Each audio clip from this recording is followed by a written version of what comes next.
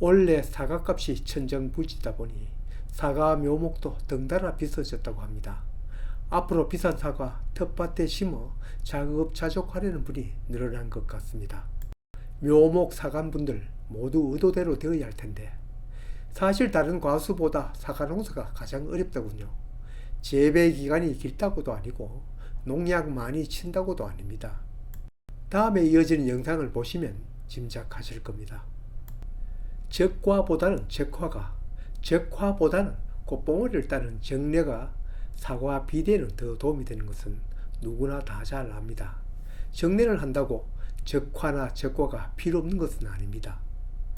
그렇지만 꽃망울이 올라오면 제거할 것은 이때 제거하는 것이 꽃이 피고서야 제거하는 것보다는 더 효과적이고, 적화도 하지 않고 적과에 들어선다면 이건 앞에 좋은 기회를 다 놓친 거죠.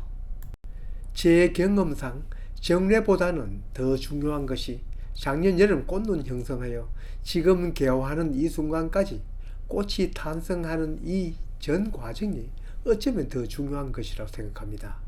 한마디로 꽃눈 제대로 와서 충실하게 발달하여 탐스럽게 피어야 합니다. 사과는 아시다시피 화방으로 핍니다. 아래 사진처럼 한 화방에 대여섯 개는 피어야 합니다. 이렇게만 피면 특별한 일이 일어나지 않는 한 충실한 열매는 보장되었다고 할 수 있습니다.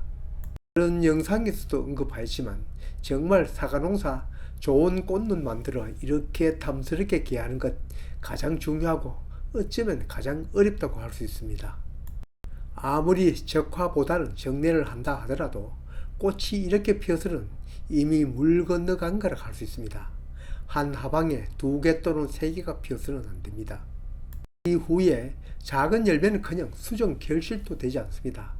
여기 사과 꽃 개하고 결과는 어느 것도 열매가 달리지 않았습니다.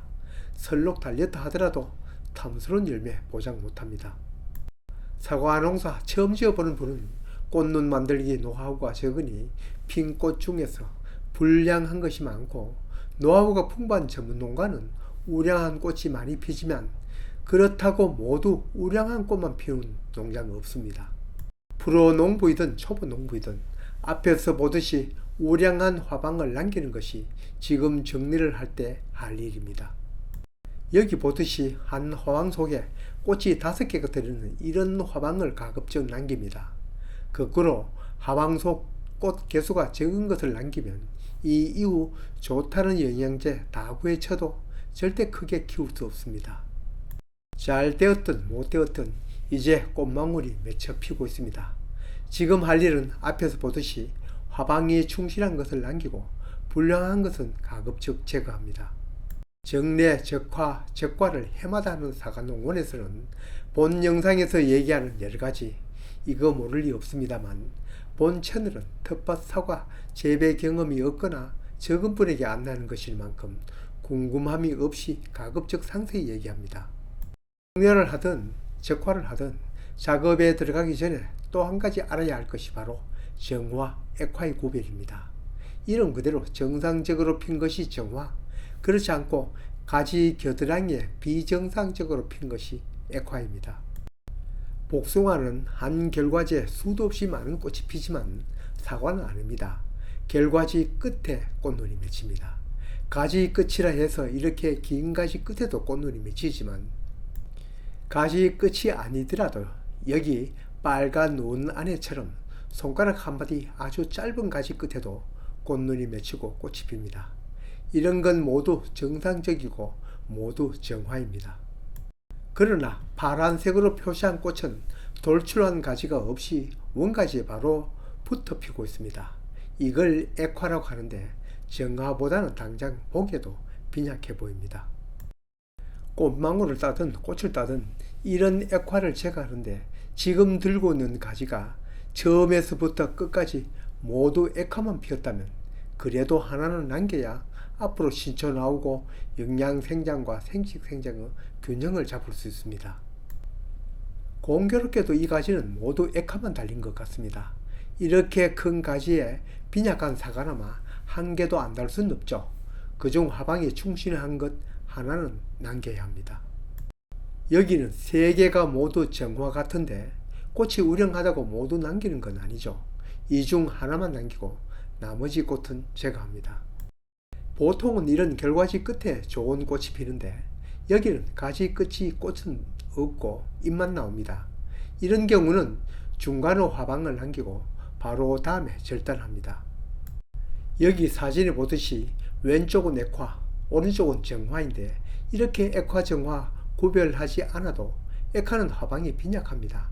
과수 농부가 액화, 정화도 모른다고 할 수 없으니 알아보았지 그냥 빈약한 화방을 제거한다고 해도 틀린 말은 아닙니다.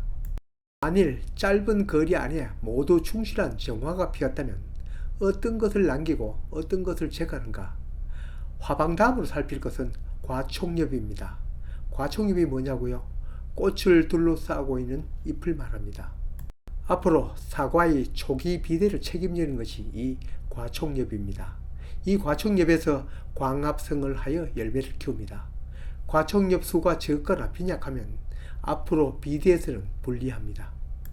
과촉엽 얘기가 나왔으니 과대지 얘기를 안 할 수가 없는데 그 다음은 과대지입니다.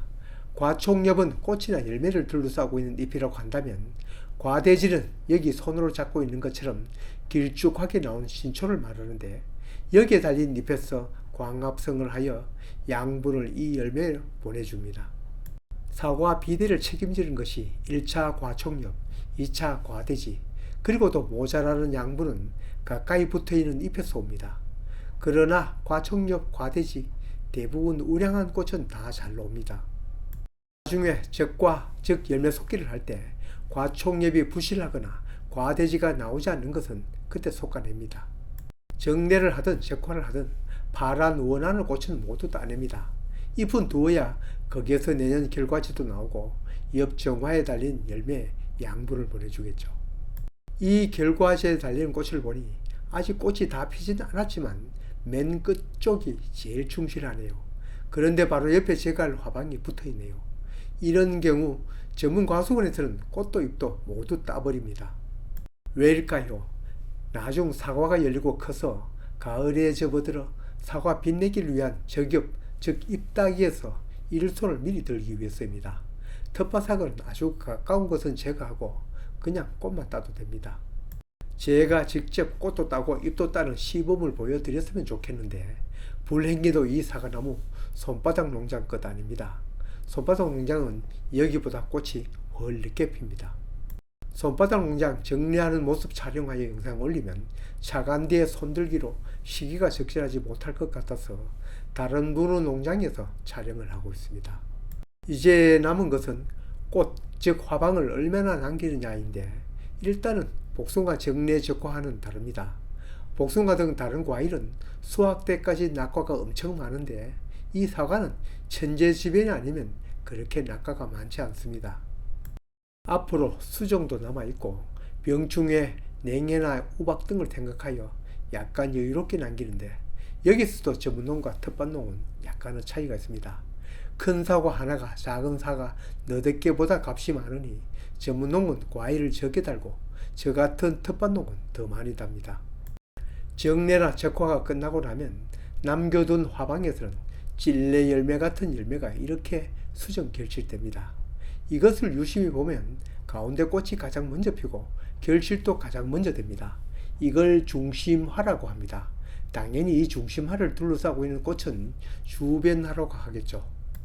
특별한 일이 없으면 이 중심화의 과일이 가장 우량하게 크고 주변화 열매는 당연히 작은데 때로는 중심화 열매가 수정이 안 되거나 벌레가 먹을 수도 있습니다.